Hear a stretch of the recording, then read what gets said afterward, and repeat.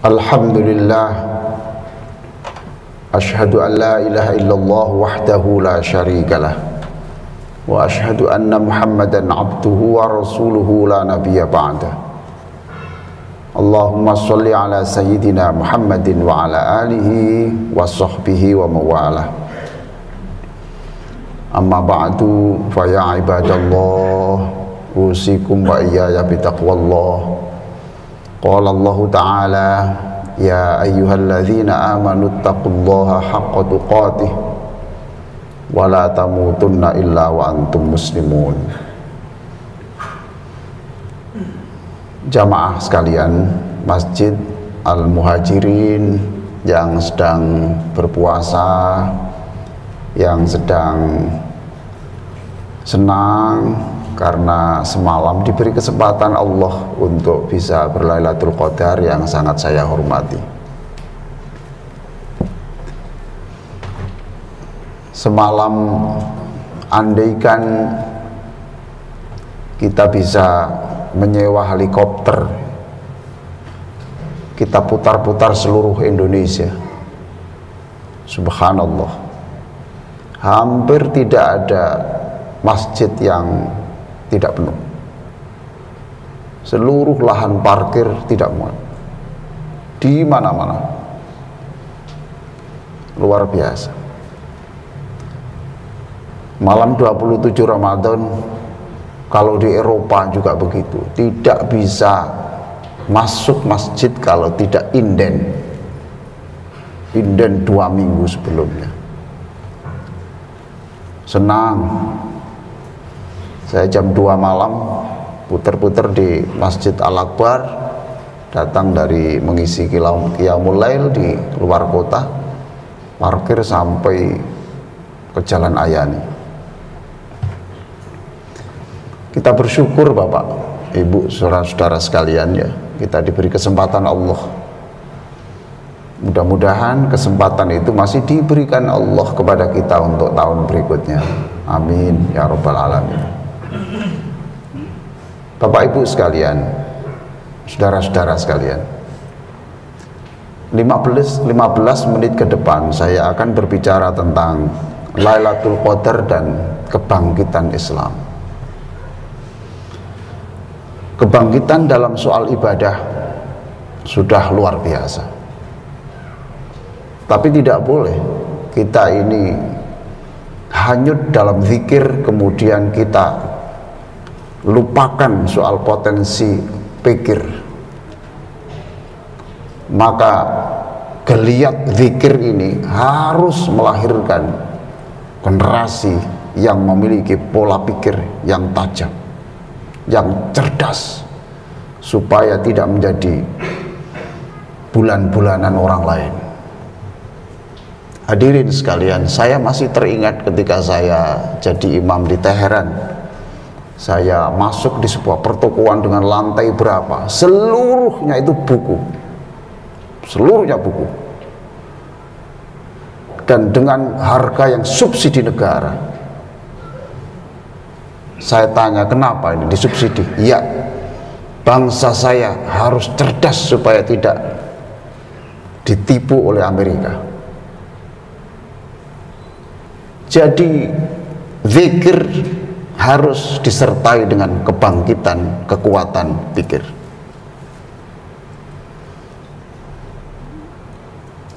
Kecintaan kepada Al-Quran, yes, harus, tetapi tidak boleh kita mengesampingkan bagaimana kita membuat perusahaan yang terbaik, bisnis yang terbaik. Lahirlah orang-orang yang kaya. Saya teringat juga ketika saya berada di Toronto dan Ottawa. Di situ banyak gereja yang dijual, dan pemilik gereja itu rata-rata ingin yang membeli adalah orang Islam. Sebab kalau dimiliki orang Islam itu maknanya itu tidak akan dipergunakan untuk kegiatan-kegiatan yang menyalahi norma-norma. Wah, hampir sekian pun. termasuk juga di Los Angeles. Mengapa tidak kita beli? Mengapa tidak kita beli?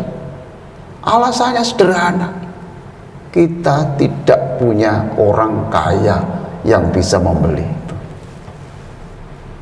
Maka Lailatul Qadar tidak boleh kemudian kita hanyut dalam zikir, kemudian kita melupakan aspek-aspek kegiatan Islam. Kebangkitan Islam itu harus disertai kebangkitan spiritualia dan kebangkitan di dalam ekonomi, politik, dan budaya. Saya sampai berpikir, dan kita boleh merenung, andaikan ada 5 saja orang sekelas Elon Musk yang bisa menyediakan jasa untuk rekreasi di angkasa, membuat mobil listrik, sekarang membeli Twitter, coba 5 saja, saya tidak bisa membayangkan betapa cepatnya Islam ini, sehingga Islam nanti kuat pada tataran dakwah, tapi juga pada tataran kegiatan-kegiatan dana besar. Hadirin sekalian yang sangat saya muliakan, mengapa orang cemas dengan apa yang dilakukan oleh Elon Musk ini? Karena Elon Musk ini orang menganut kebebasan, sehingga nanti Twitter itu dipergunakan untuk menghujat, mencaci Islam, dan kita tidak bisa berkutik. Jamaah sekalian, selepas subuh tadi saya membaca buku judulnya Al-Asharatul Mubasysyaruna bil Jannah, 10 sahabat yang dijamin masuk surga, karangan Abdul Latif Ahmad Ashur, diterbitkan di Kairo.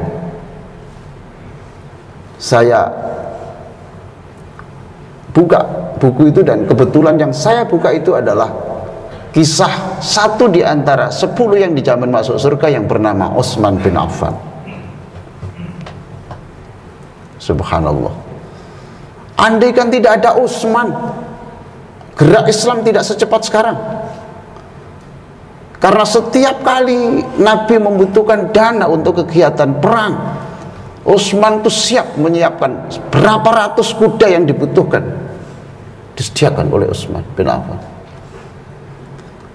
Tetapi hebatnya Utsman itu mikir perusahaan, yes, Quran, yes. Utsman bin Affan tidak pernah sehari tidak khatam Quran. Tapi bagaimana bisa manage perusahaan sampai dia menjadi orang terkaya yang membiayai Rasulullah Sallallahu Alaihi Wasallam? Nomor rekeningnya Utsman bin Affan sampai sekarang masih ada di Arab Saudi. Dari mana itu? Dari 1.500 pohon kurma yang ditanam di Madinah, yang sebagian diekspor, sebagian dijual untuk orang haji-haji itu tanamannya Utsman bin Affan. Sebagian untuk orang miskin dan sebagian dimasukkan di rekening yang namanya Utsman bin Affan, masih ada sekarang. Jadi Utsman bin Affan pantas itu disebut calon penghuni surga, yang berkata adalah Rasulullah.